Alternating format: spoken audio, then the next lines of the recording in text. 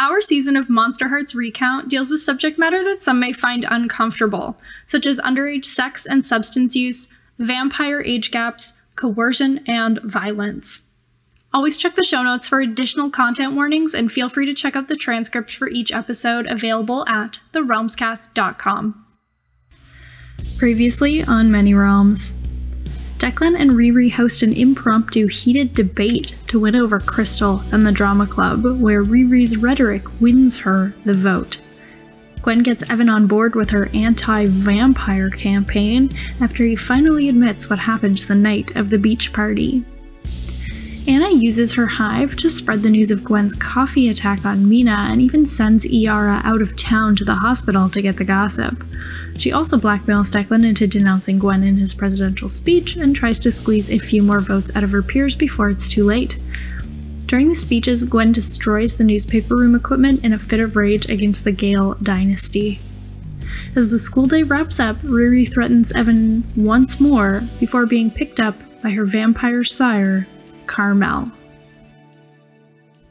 Hi, I'm Jesse. I play Gwen the Fae, and it's good to be here. Hi, I'm Jory. I play Declan the Selkie, and it's good to be here. Hi, I'm Eli. I play Anna the Queen, and it's good to be here. Hello, I am Jordan, and I am playing Riri the Vampire, and it is good to be here. And I'm Jillian. I'm your MC for this campaign. Today that stands for Manager of Crises. Thank you, Jory, for that joke. Welcome to Many Realms.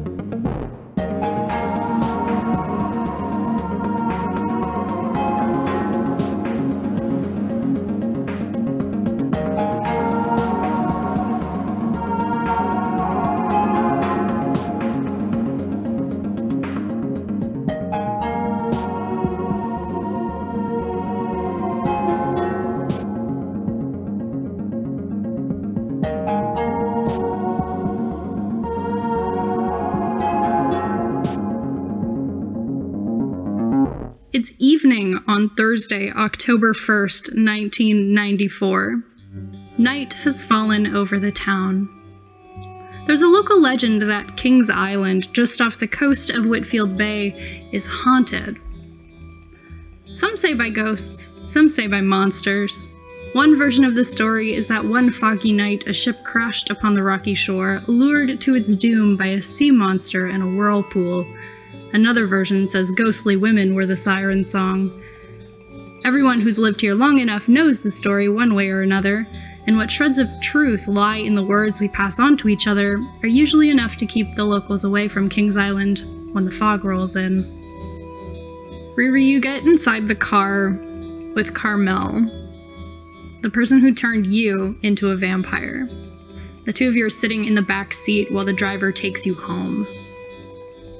Carmel, of course, is a fancy woman, looks quite young but still very refined. I don't know, it's like hip and cool in the 90s in London, but she's all that. Well, I can't say that I'm surprised that Carmel is there. Obviously, Riri knew what day it was that she was coming, and so maybe it's just nice to get picked up by her. So I feel like for now that Riri's just kind of chilling in the car, because I think that Riri, you know, like, there's a lot going on for all the PCs. There's a lot to sort out. So, yeah, we're kind of in the mulling over stage right now. The proverbial calm before the storm, so she's sitting in that calm right now. Carmel looks over to you and says, "Do you know who you're going to choose?" I'm deciding if I just do the British accent or not. I think you should. Okay, I think that's funny. Well, I'm not really sure. The truth is, I can't really decide. Well, why don't you tell me what you're thinking, and perhaps we can make a decision together. Well, how did you decide on me? What were your criteria? Okay, how did you two meet? Yes, sepia tone, black and white, cigarette holders, half black hair, half white hair. We each get one Cruella, and if that's the one you want to use, you can use it, but that's your one. Okay. Geez, that's a good question. So, I guess I would have been here, obviously, in the motherland. I feel like Riri got her mental and physical toughness from perhaps more of a life of hardship. She's not the luck, she's the pluck. And perhaps that's something that like resonates with Carmela, because maybe she's someone that also came from like wealth, or perhaps something like she did come from wealth, but she was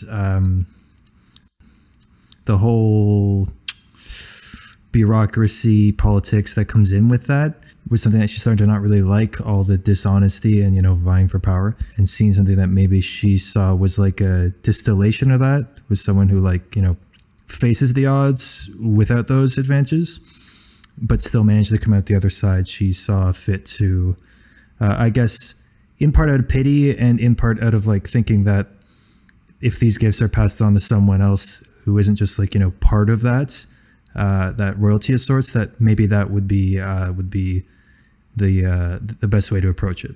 Okay. What year is it when you meet? 60 minus like 17? The mid-40s. World War II. The Blitz. Bombing of Britain. Yeah. Keep calm, carry on, and all that. Pip pip, cheerio. Yeah, chin up. Stiff upper lip. Nice. Sure, I like the idea of that. Okay.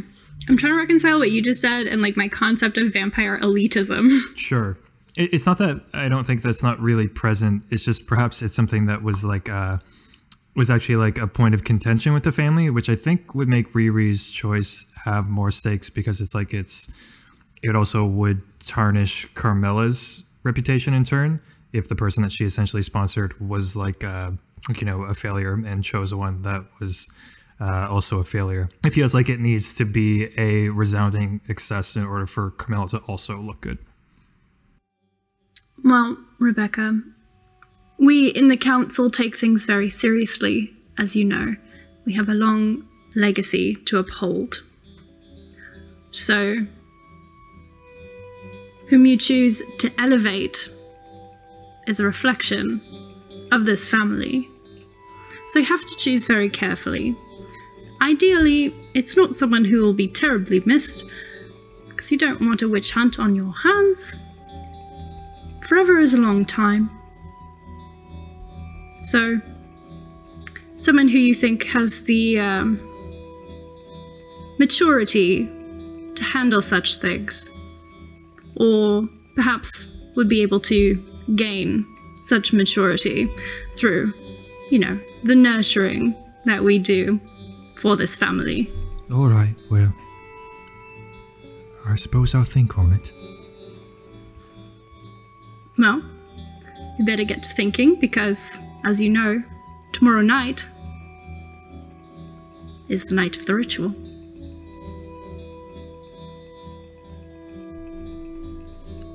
I guess right after speeches, so maybe at the very end of the school day, I want to find Anna. Where do you find her? I'll go to her locker. Okay. Are you there? Yes, I am. No, I'm not there. Try again. Yeah, Anna is packing up her bags, just shoving her shit into her backpack. Hey, I did what you said. I did what you asked of me. Do you have it? Please? It's at my house. Okay, the two of you decide to get in Anna's car and go to her house. Gwen wants to steal back Declan's pelt. When Anna confronted Declan, I feel like she let slip that she didn't have it on her. Is that right? Last time? I don't remember if I did, but we can say that I did. And so Declan might let slip to Gwen that the pelt is at Anna's place. As far as like a vibe check for Gwen goes, she's not feeling great. Gwen feels very rejected by the school, and it's starting to tip into feeling rejected by humanity. It's starting to play more into her actual monstrous self. She doesn't understand why all of these people she's tried to help have rejected her. She knows why Declan had to give a speech essentially denouncing her, but it still hurts. The newspaper thing didn't work. The rowing thing didn't work. Riri's gonna eat everyone. It is starting to feel like a lost cause for Gwen. And so the one thing that she still has that could be a positive impact is to help Declan out, at least her true love, who is desperately suffering from lack of skin. So that being said, still in her bad gal Gwen outfit of a leather jacket and a hoodie and big sunglasses, she, I guess, is going to roll up to Gale Manor. Gale Manor is a waterfront property. Duh. So it's up past the bluffs at the north end of town. It's pretty secluded from everything else because that's what money buys you. In terms of land here, you've got like beautiful pine forest on every side. You have deer that, graze on the outskirts perhaps of your gated property. Yeah, just like a really beautiful natural wood exterior of this 2-floor palace on the cliff. Gwen would like to find external access to Anna's room. I don't know how we want to resolve any like security or like obstacles there. She wants to go, like going in the afternoon is suitable also because Anna's still at school and the parents would be at work presumably because she left before the speeches even started. So she smashed up the newspaper room and she kind of is on her Gwen Bender or Gwender. So she just went straight over to the house. So I was originally going to propose that you run into like a guard or something, but I think it would be interesting if Gwen ran into one of Anna's family members who are not very nice. Sure. Yeah. I'm going to say you run into her. He's grouchy and sick. He's homesick right now. You run into her dad. So Gwen sees Anna's dad at the front step picking up the newspaper and she runs up and she's like, "Oh, hi, Mr. Gale." Gwen, he looks you up and down disapprovingly. I don't think you look like you come from money. He's right. Well clocked, you know? Or do you come from so much money that you don't even care? Because that also happens. I'm wearing the $2,000 like Gucci, it looks like the IKEA bag. And you are? Oh, hey, I'm Gwen. I'm in Anna's biology class. I just came by to pick something up. We need it for class, and Anna's busy because she has to give her speech today for the election, so I thought I would just come by and grab it. It's for our project. It's just up in her room. Is that okay? I'm sorry, I don't mean to intrude. And a friend of my daughter isn't helping her, supporting her, giving her speech? Well, I thought I would support her by getting the biology project. I want rolls. Do I keep my cool? Yeah, I think so. I shouldn't have actually pitched that because we know I have notoriously bad cool. We should get you like a CPU fan or something. Seriously. Yeah, what are you afraid of? This very rich man like vaporizing me and me not being able to get Declan's skin. Okay. I should call it a pelt, sorry. Skin's fun, though.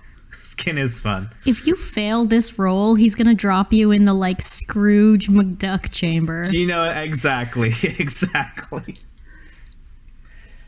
So fuck it. Oh, yes! That's 2 6s. Even with my -1, that's an 11. Get fucked, Anna's dad. Finally, I succeeded on a cold roll. Holy shit. Good job. He takes a moment and he thinks about how distracted his daughter has become with band and other bullshit, then says, "Well, if it's for homework, so be it. Make it quick." Good grades, good schools, all that. I dash inside the house and up the stairs. What's, I think we've had a bit of a description before, but what's the recap on what Anna's room is like? Yeah, not a lot of feeling and personality to it. It's like regal with gold-colored sheets. It looks like it's been curated by someone who's not Anna and portrays none of her personality. Is the pelt here? It is, and I canonically thought of a place that it is, so start looking. Okay, I shut the door behind me. I start with under the bed. No. Wardrobe. No. Vanity table, drawers. I don't know how big this is. I think it's pretty big. Like, it takes up everybody's entire bag when they carry it around, right? Okay, then I'm looking for purses. I'm looking for, like, garbage can. I'm looking for... Oh, gosh. There haven't been that many objects announced in this room. In the bathroom, into the toilet tank. I'll tell you it's not in the bathroom. So there is no desk. There is a vanity that looks like it's pretty Why small. is this becoming an escape room? Do you want to just roll for it? No, it's good. I like it a lot. I want to discuss. I love escape rooms. There's a vanity with pretty small drawers. Like, at first glance, you're like, unless she was really clever, it's not in this vanity. There is a chest at the foot of the bed. It maybe seems a bit obvious. It's a huge one. And then there's the bed, which has a canopy over it that's really, really heavy that goes over the 4 posts with the, what's it called? With like the 4 posters, yeah, with the fabric totally. going over top. And then there's the wardrobe. That's pretty straightforward. It's literally just the one section with hangers and her clothes hung up. Okay. And then there's a sealskin rug. And then there's a taxidermy seal on the wall that everyone in Whitfield Bay has one of. I'm going to check inside the pillowcases, and failing that, I'm going to check on top of the canopy on the upper side. Ding, ding, ding. It's on top of the canopy. Yeah, she thinks she's so clever. I grab this pelt. I take a big whiff. Ugh.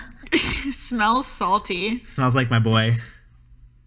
I was gonna have to think about doing a daring escape, but is it like a reasonable, like, do I worry about Anna and Declan coming home? Like, how much time has elapsed? I think it'd be fun to make you roll again as they get home, just for the sake of rolling, for the sake of drama, for the sake of episode 7. So I'm reaching for the door. I'm about to be like, great, thanks. And then I hear the door click in Anna's voice. Yeah. Okay, so I'm gonna run away, presumably. Please roll with volatile. We cut back to Anna and Declan.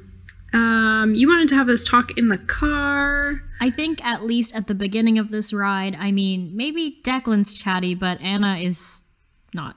Whatever, I already came on to you once and you didn't call me, so... I don't have a phone.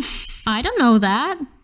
After probably like a few minutes of awkward silence in the car, fidgeting and like trying not to look in your direction, I think Declan will ask, why do you want this anyway? It doesn't seem like you're the type to actually really want to be like president. I mean, I could tell you some fucking sob story about how my mom and my dad and my fucking sister and my fucking uncle were all the president of the school of this one-horse town, but I don't know what to tell you. It just makes sense. Sorry, Declan. It just seems like the natural order of things to me. That makes it sound like you don't want to be president. Okay, I don't know. Maybe I don't want to be president. Maybe I never even really stopped to think about it.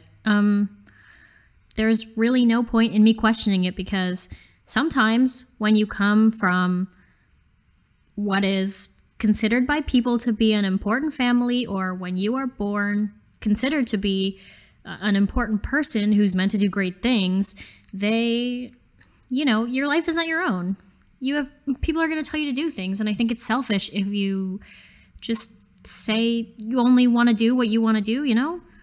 I'm representing my family. I'm representing Whitfield, and I feel like that pressure has been on me forever.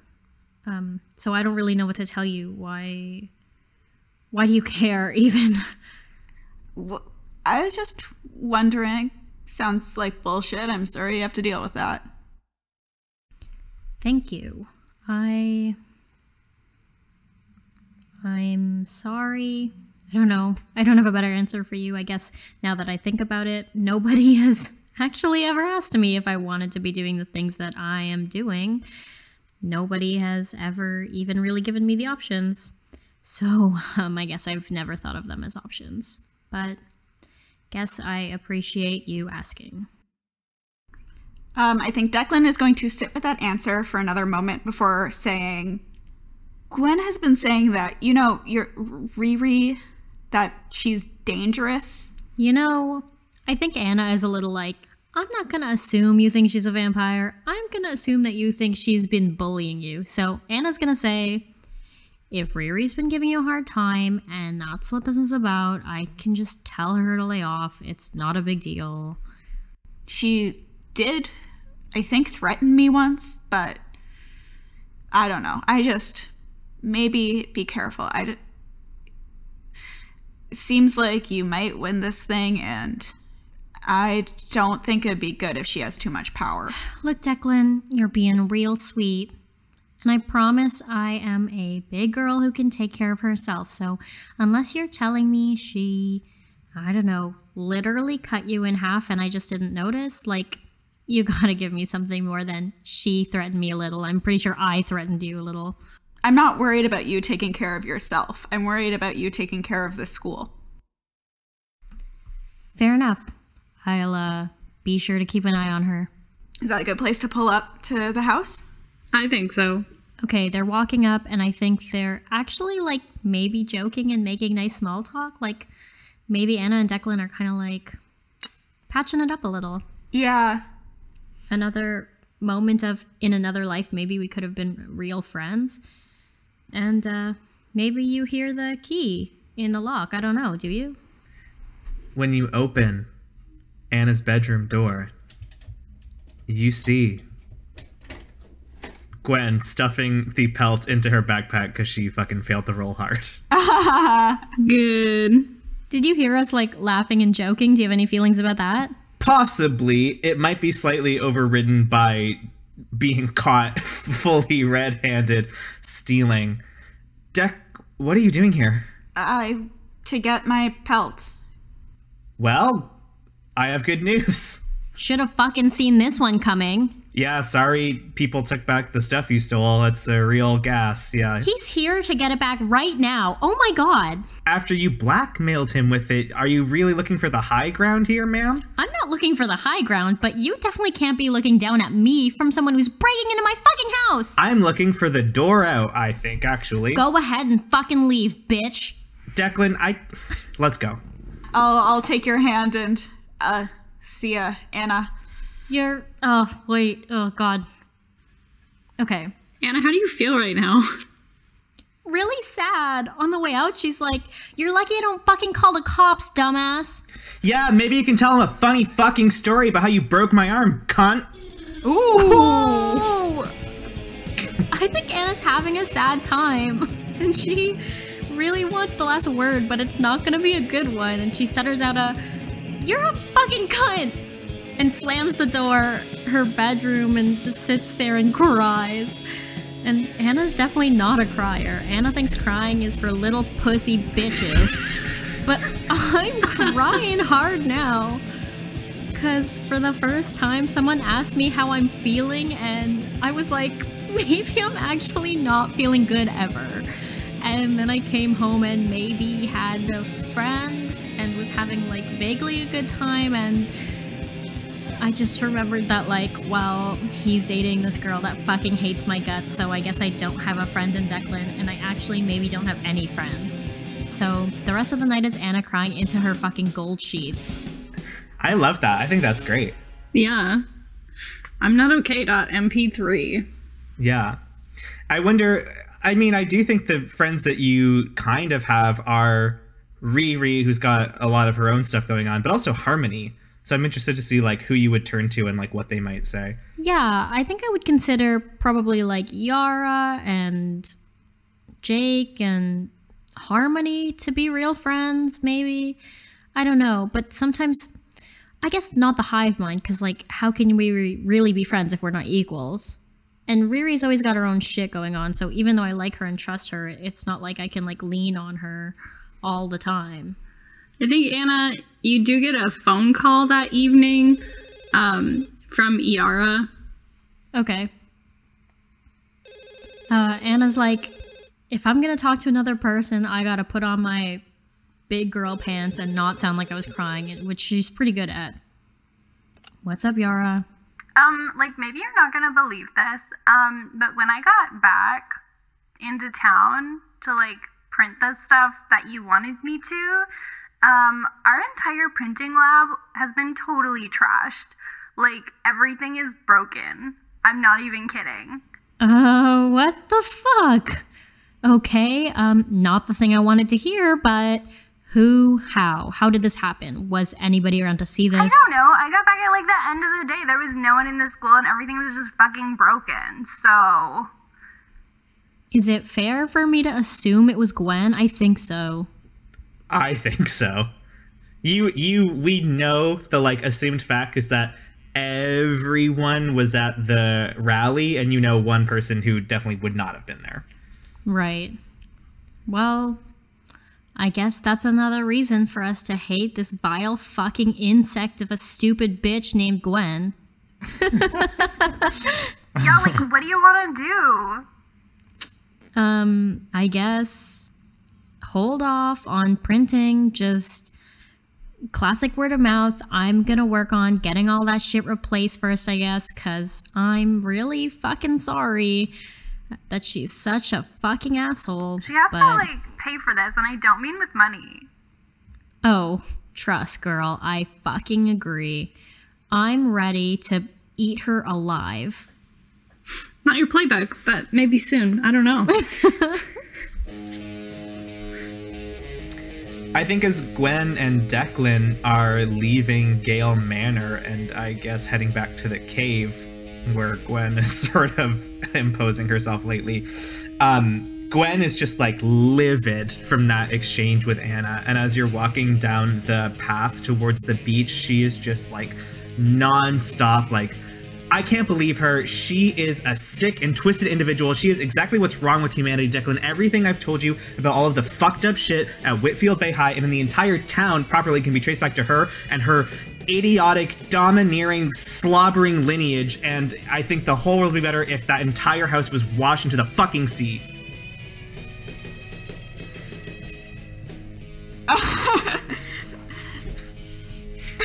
Yup.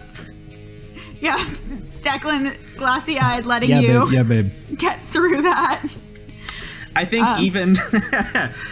even as she goes, you are getting glimpses of the Fae, of a certain like steeliness there, of an otherworldliness, and I think I don't know exactly what I want the symptoms to be. Maybe she starts slipping into really like measured, kind of like honeyed, mellifluous speech, or maybe you see her eyes blacken or like mysteriously darken at points, or there's like wind picking up at her clothes and hair where there is no wind around, but there's like a strong vibe, very, very present and tangible when Gwen is going off on this tirade. I think when we get closer to my cave, like we're somewhere on the beach, I want to stop and put my arms on your shoulders and say, Gwen, please take a breath.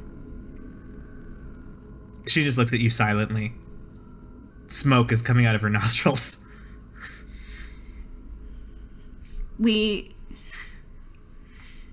have done all we can. I warned Anna about Riri. I don't know how much she knows, but tomorrow's another day. We'll have to, I don't know, figure something out. But right now, there's nothing we can do. There's one thing you can do. What's that? I pull the pelt out of my backpack. I say, Declan, is there anything here in Whitfield Bay for you? I hope so. I hope so too. But if you're wrong, you should do what you need to do. I hand you the pelt. How does Declan feel about Gwen, like, breaking into Anna's house to steal this back on his behalf? He's let a lot slip with Gwen. She put a girl in the hospital yesterday, like. This one's almost completely justified. Yeah. Like, even to me, to Jessie, like, she stole something, so I went and got it back. He's more, I think, pretty upset about the, hey, you should just jump into the ocean and never return. That feels bad. Maybe wordlessly, I'll, like, put on the pelt. I don't know what that transition would be. It's just like a crossfade where Declan's there and crossfades and then there's a seal there. It would be much like the short-lived Animorphs TV show. And I want to go for a swim. Yeah, I mean, if you transform into a seal, that will definitely shut me up. And I would, if you're just making your arfing straight down the beach. Yeah. Arf, arf. Gwen will follow you into the surf, splashing against her combat boots, and watches you like dive and dance in the waves. I think she can see how happy you are to like swim in your body. Like, I think that is probably like a moment of celebration for you. But of course, she also feels very distant from you because she can't do that. I would like to take this as a moment to maybe gaze into the abyss. Okay, what do you want to know? I want to know if I should go home. If, like, things are too grim up on the surface and, like, I won't get what I want here. What do you want? Human connection and community. Okay. Roll with dark.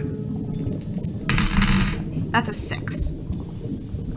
As you're swimming, you just like hear the bubbles around you. And it's a very pleasant sound, and it's a very soothing sound. And then it devolves into screams. And not the usual screams of the ocean waves that I so often bring into these visions, but human screams. You see, I think, flashes of vampire fangs, of blood, of fire. Nothing makes any sense. You can't tell who's there, what's happening. But you just know everything's bad. All right, I will, after a relatively long time, come back to land and become human again. And I think I want to tell Gwen that I would maybe rather be alone tonight. She clutches her arm and she looks at you.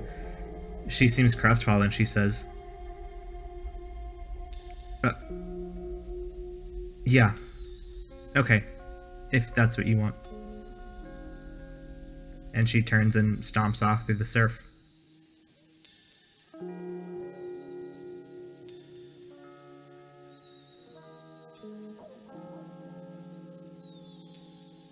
It's Friday, October 2nd, 1994. Tonight, a full moon will rise over the Pacific Ocean, but first, the morning sun. We head to the school on the day of the election. Riri and Anna are confident that they can win. Declan shows up alone, knowing he tried his best to win the people over. Gwen stays home because of the laundry list of crimes she has committed. If you had any last-minute things that you wanted to do to threaten, coerce, or flirt your way into votes, now is the time. Yeah, so I think I want to go talk to Evan after rowing practice. I think it's like pretty easy because everybody sort of immediately scatters, unlike before where maybe we would like hang out for a while and chat, maybe like get a quick coffee before class starts. But in this case, everybody's pretty quiet, and it's, I think, pretty easy to get Evan and pull him aside and just give him a hey and kind of broach conversation or test the waters. He looks very on edge. I think he even jumps when you say hey. I'm sorry that this week has been really weird for you and bad. I guess weird isn't a good way to put it, but you know, I guess I could have been being a better friend. So I know I've been really pushy with you and everything, and maybe you don't like it, but I'm just trying to, I don't know, get shit done and like take care of my friends and stuff. Why are you so upset about something that happened to me? Look, Evan, I care about you as a friend, so if something bad happened to you, especially from somebody else who is also my friend, you know, like, it's important for me, and I think it's my business too. Well, maybe you can tell me if there's something written on my forehead that says, pressure me, because you're not the only one. And I feel like everybody this week has my number, and I just can't catch a fucking break. I get it. I'm sorry it's been happening to you. Yeah, I want you to talk to Riri. I can't believe you're friends with someone like that. You want to talk about manipulation? Talk to her. She's the one pulling the strings, and I think has been this entire time. And she has threatened me. She has threatened my life. Like, I'm frankly worried about you. Okay, I get it. I mean, I know Riri can be a bit weirder off, but it doesn't matter. Let me look, at the end of the day, like, I want everyone to be okay at the very least, particularly my friends. So, you know, whether she's doing this stuff or not, let me talk to her, whatever it is, and tell her to just lay off, okay? Is talking to her even enough? Can you even control her the way you seem to control this entire school? Like, I think she's literally gonna kill me. Okay, I don't know if talking is enough, talking it through with her, whatever, or just like settling it, you know, through conversation, but I'll figure it out. I don't know if I have to talk to her or do something else or whatever, or make a deal, but I'm not gonna let her hurt you anymore, okay? I promise that. I promise I will protect you and let you be okay and let you be happy again. Evan, please. This better not be an empty politician's promise. I'm trying. Anna, you wrap up with Evan as, speak of the devil, Riri stalks over to the lockers where you two were chatting. Evan gives you one final expectant look with his golden retriever eyes as if to say, here's your chance to make it right. And he heads off to class. How's it going? Well, quite well, clearly. It looks like we're in a wonderful spot. Does kind of look like we have it in the bag. Yeah, so the honor of having Miss School President talk to me, I feel so fortunate. Hey, I couldn't have done it without you, obviously. Can I actually talk to you for a second? Of course. And Anna will like pat the ground in front of your locker so that you take a seat, and I assume you take a seat. Yeah, you did invite me, and so now I'm actually allowed to take a seat. Okay. Because I'm a vampire. Okay, yeah. The lore. Riri, you know, it's awkward because we talked about this before, and usually I'm very like, whatever, say la vie, live and let live, do whatever the fuck you want, it's not my business. Yeah, classic you. But I have noticed that Evan has been feeling really uncomfortable lately, and I tried to talk to him about it, and basically he was like, I don't know, he seems like he is kind of scared of you. Like, I don't know, can you just, for me, like, I don't care who else you are entwined with, but just for me, can you leave Evan alone? Yeah, I mean, I'm curious to know what it is that's got him feeling that way. I honestly can't recall why he would be feeling. I feel awful. I mean, I'd like if you could talk to him for me and see if we can work something out or figure out what's going on. But I'll until then I'll leave him alone, of course. Okay. Yeah, thanks. I appreciate that. I mean, I don't know if I want to bug him about it, and you know, it's your guys' business, and I'm not trying to meddle like so much, like I'm not like your mom's or whatever, but I just, you know, want to make sure everything is cool with everybody that I'm friends with. So I appreciate you, I don't know, like agreeing.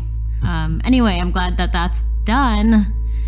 And Eli, want to gaze into the abyss and see if Riri actually means that she's gonna leave Evan alone, or if this is a big lie. Oh, okay.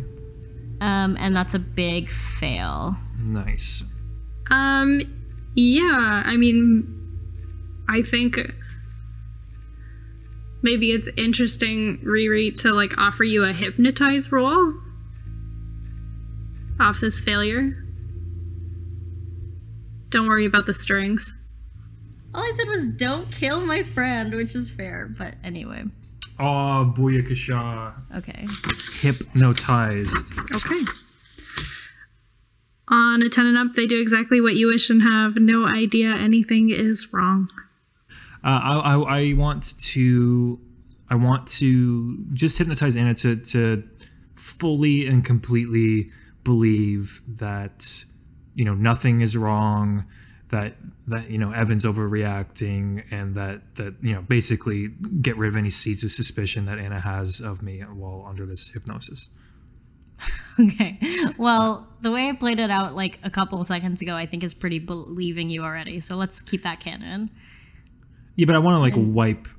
Well, not like. Wait. Yeah, I guess kind of like wipe your memory almost. Yeah. Like what I said before is canon. It's just now I actually believe what I said. Is what I'm saying. So, yes. Anna's like, okay, I'm so glad we could get that out of the way, and like, thank you for being cool about it. And she just kind of drops it, and it's like, wow, I'm so relieved that I told Riri to leave Evan alone, and she said yes. And now, ironically, perhaps I am going to go fucking kill Evan. That's so Because he's a little snitch. He so snitched cute. to everyone, and I told him directly. He snitched when I told him specifically not to snitch, and that I would kill him. And for some reason, he sees fit to test that. So we're gonna see what happens. That's fucked up. You're fucked up. Is there any? Do you take any action also as far as like choosing your hyper thrall at school, or is that like all just after? I think because choosing one of the NPCs, I think, is not really exactly that interesting. Leonard is my guy and all that, and I think he'd be a wonderful candidate.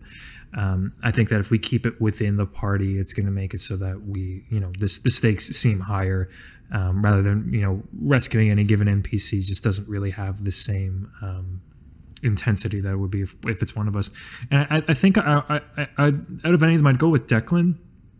And the reason I think Declan is the best choice is that Declan kind of has some of the same thoughts as Riri, it seems, in that Declan both doesn't understand and sees the weaknesses of humanity at large, and has been slighted by them a couple of times, and is clearly feeling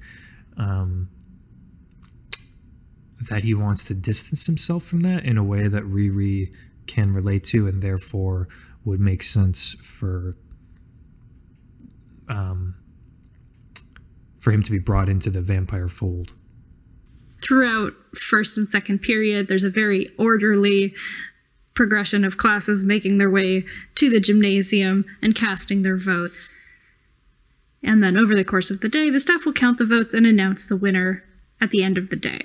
And that's the interesting part. And that's the part where we should go to now, unless anybody else had something. Not really. I do want to ask, you should tell us and the audience, like, broadly how the factions voted, and if there's any, like, interesting outliers or anything like that, because I do want to know that. Kind of like the scorecard of how everything we did panned out. So I think it's actually a little closer than I originally thought. Plus, you're not considering Mina's mail-in ballot. Yeah, okay. So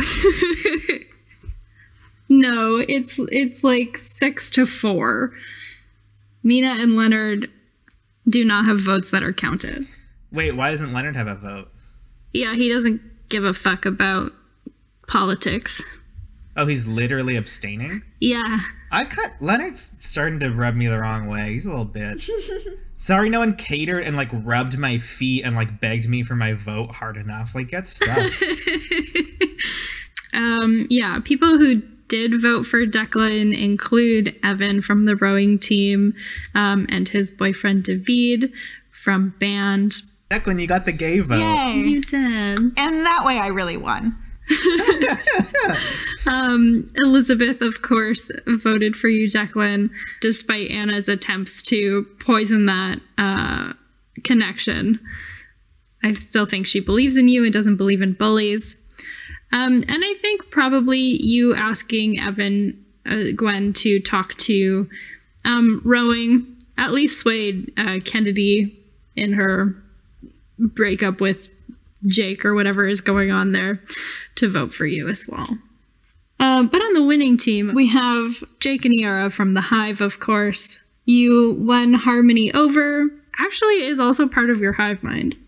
And so by extension, you also have Harmony's twin Jeremy voting for you. Riri was able to sway Crystal from Drama. And Anna also swayed Rusty's vote at the end of Thursday. And as the day comes to a close, the principal pops onto the PA system and gives the announcement. She says, Attention all students at Whitfield Bay High. It is my pleasure to announce your brand new Student Council President for the year 1994-1995. Miss Anna Gale will be your brand new president. Oh my god, I'm the president? That's so crazy. Boo. Hiss. Ew. As her win is being announced, Anna flicks her switch back onto super sweet, super excited princess. She's got that infectious excitement that people love. It's so cloying. And the thing about Anna is that, like, when she gets what she wants, she doesn't throw you away. She's, like, so extra pleasant and lovely, and her honeyed words, she like, really follows through. It's, like, her reward for you being good and obedient and loving her, you know? So she's super happy, and she is going to do her very best to make the school better, largely for her selfish reasons, but she is going to try. And her speech is, Whitfield Bay High, thank you so much. Oh my goodness. I am so excited for the experiences we are going to create together.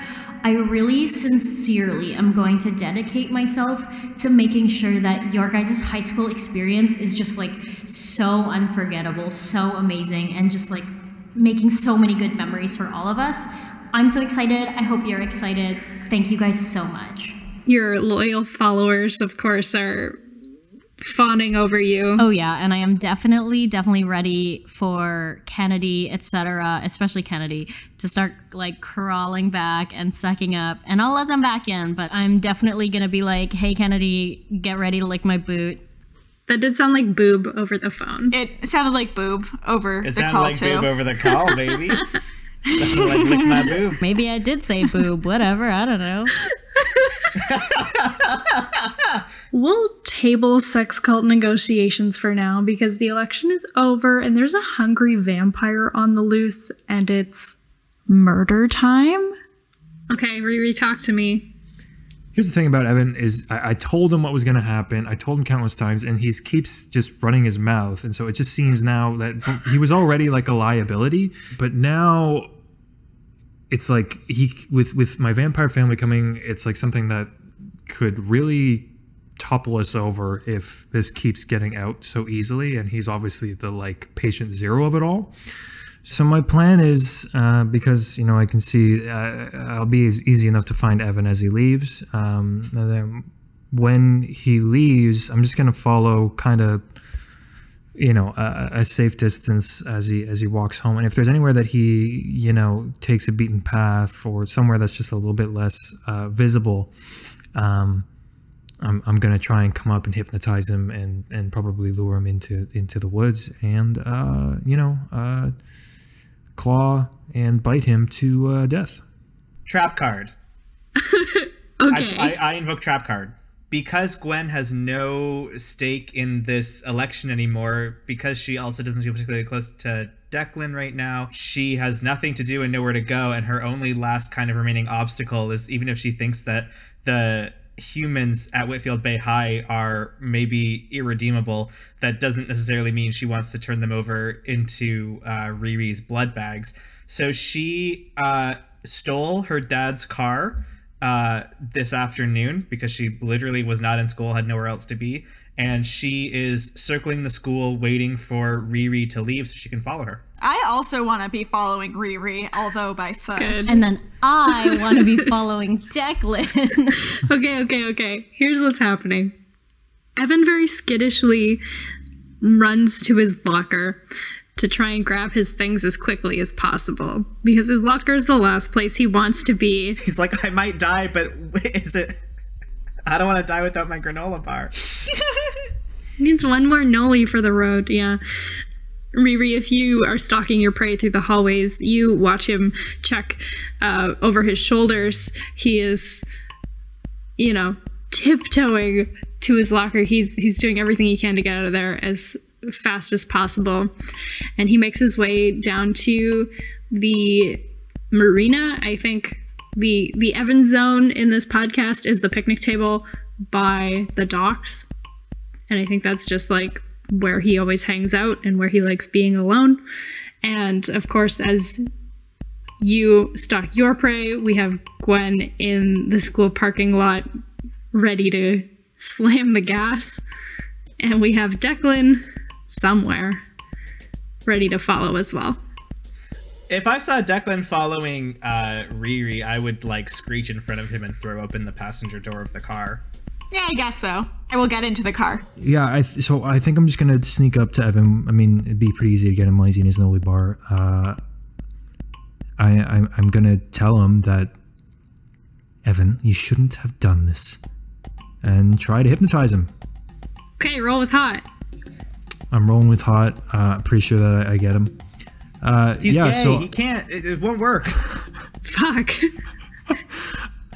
I got him. No! I got him, and he's in my hypnotized grasp. And I'm going to start to try and get him away from the area. I'd like to give him the condition that, like, after a certain amount of time, just so that it's not suspicious that he has to, like, wander away into the woods on his own. That's not what a condition is in this game, but your hypnotic power does allow you to command.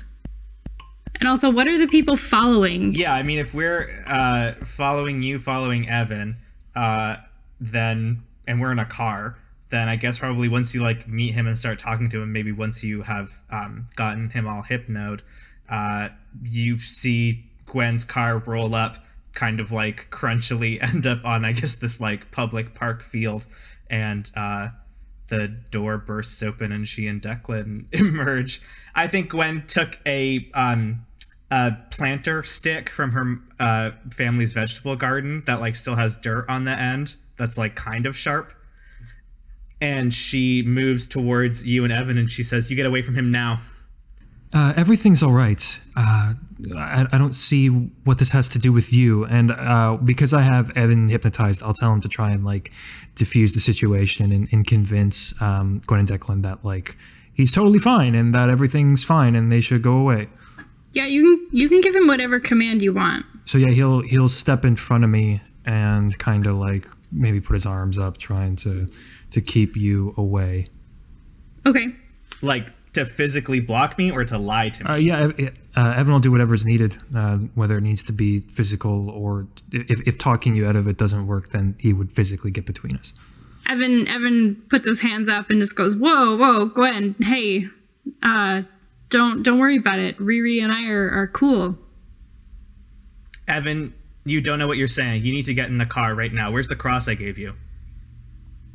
I don't need to get in your car, Gwen. Like I said, don't worry about it. Declan, don't look into her eyes. Beautiful as they are. Is that how she's doing? Is that how it works? I'm pretty sure. Evan told me that she made him feel confused and disoriented. Evan, do you remember we were at this bench yesterday? You told me how she made you feel. You told her you were afraid she was going to hurt you. Yeah, but it's okay now. We talked. Everything's good. I look over at Riri and I say, "You need to leave." I think that Riri, realizing the situation, is quickly turning away from being in her favor, but still having Evan, through hypnosis, kind of able to keep Gwen and Declan at bay. Riri will just, scurry away. While Evan is otherwise preoccupied, and obviously they're concerned with his health and well-being, she'll take that as her opportunity to flee the situation. She leave? Yes, I leave. Does Evan go normo? I think after Evan has fulfilled the command, like, that's it. It's over. I guess I look over at Declan and I'm like, this is what she can do to anyone, whoever she wants. I don't know how we're going to stop her. At least we can. Evan should maybe stay with us. Evan, I don't know if it's safe for you to go home tonight. What should I do? If you could come back with us, we can at least stick with you in case she comes after you again. Okay, I'm kind of confused. He doesn't remember being hypnotized by Riri just now, but he does remember the first time he got hypnotized. So we tell him he was hypnotized. so he should trust us. Yeah, he does. He's just kind of like, huh? Coming out of this hypnosis.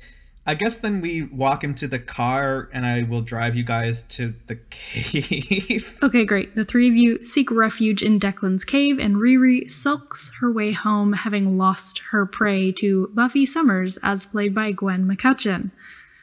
Riri, please tell us about where you live. Riri's house is something of a fossil of a home. It is a Gothic era stone mansion that, though it's been kept up well, it's not covered in cobwebs or anything. It's certainly like a relic of the past that now has some interspersed more like modern 1994 tech and wardrobe and everything kind of sparsed out throughout it. But the interesting thing about that is that certain like rooms, more so that Riri lives in, like her bedroom for example, will look much more modern, and then like the dining room would be basically unchanged since it's the entire mansion's inception. So it's an interesting jaunt through Riri's home. Okay. You join Carmel and her partner Beatrice for tea. Beatrice she has like an important position on the Vampire Council, and she's here to oversee the ritual. Well, Mother, I've selected my candidate, and I think that he is a lovely and perfect candidate for us, but he's being protected by some of his friends, and I fear that I won't be able to access him in time. I think I need some help. Well, do tell us the problem, darling. Yes, he lives in a cave on the beach where he gets away. I'm sorry, did you say he lives in a cave? Yes, he is a bit odd, but he does indeed live in a cave. And he's not already a vampire? No, he's not already a vampire, though he is something else. I'm not entirely sure, but that's why I think that he's a lovely choice. He's a kindred spirit, but those that are protecting him, they're not ordinary people either. I really need your help. Well, I'm sorry. Also, did you say that you are worried about a bunch of little high school mortals? They're not all mortals, okay? They're much more than that, and I can't handle them alone. Riri, you're a vampire. You have supernatural powers. Yes, I'm well aware. You are a higher being. I'm aware that I'm a higher being, but it's not enough. Please, I need your help. She shoots Beatrice a look. And they both just kind of smile knowingly, and Carmel looks back at you and says, "We never would have imagined that sending you here would make you so soft." Beatrice speaks, and she says, "Rebecca, this ritual is for you. We cannot do these things for you, so if you would like to ascend, remember, you are the chosen one here. All these preparations have been waiting almost 50 years. This responsibility is yours. So you need to figure it out. If there is something that you need from the two of us, then you name it. But this is your choice. This is your ritual. And if you cannot succeed, then we will find someone else." Yes, I know it is my ritual, and I intend for it to be so. I just need you as backup. I just need more numbers so that we can go to the cave and we can extract Declan. Once that's done, I am more than prepared to do everything else by myself. So please, let's go before it's too late. Okay, great. We pan away from spooky gothic mansion as the three vampires conspire to get Declan alone. So that was the second last episode of Recount. We just have the finale to go. Anna Gale is your student council president, and Riri is a threat. Capital T. If you want our behind the scenes secrets, join our Patreon. It's like a secret club where we send you bonus content for every episode, like outtakes, GM notes, and even exclusive episodes that will never be on our public feed. Your money goes towards keeping the show hosted and transcribed. Please help us pay for a transcriber. Access work is very important to us and it takes many hours to do, just like editing and social media. Please keep tweeting us your fan art, puns, and general excitement about the show. It always lifts our spirits to see your name in our notifications. Finale in 2 weeks. TTYL. BYOS. Bring your own steak. Take care.